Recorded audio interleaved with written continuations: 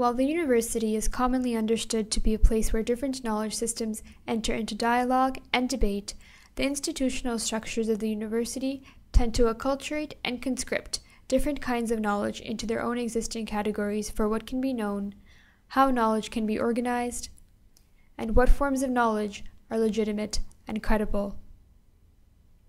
The Different Knowing Speaker Series and interviews address the question of if and how the university can be a place of different knowings, different epistemologies, different knowledges.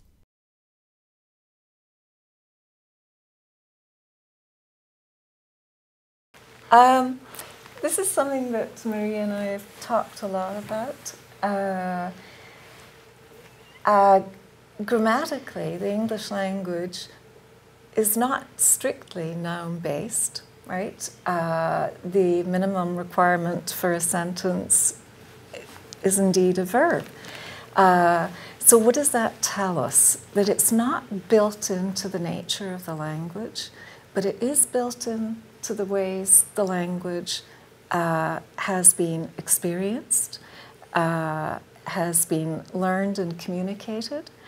That I think one of the things that certainly working with Maria and Sogage has made me very aware of is that difference between knowledge as product and outputs. And, you know, I'm thinking of research contexts where, you know, it's things, it's you know, what are your outputs?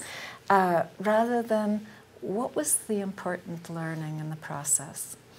And that's where learning spirit has been such an enabling part of rethinking how I think about knowledge and what's going on in knowing and knowing in relationship.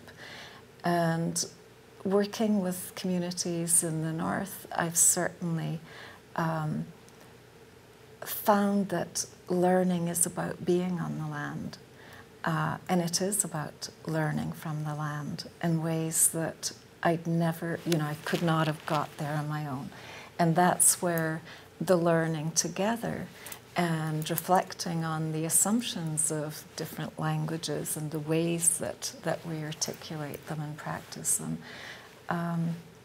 it's a very important part of the story, yeah.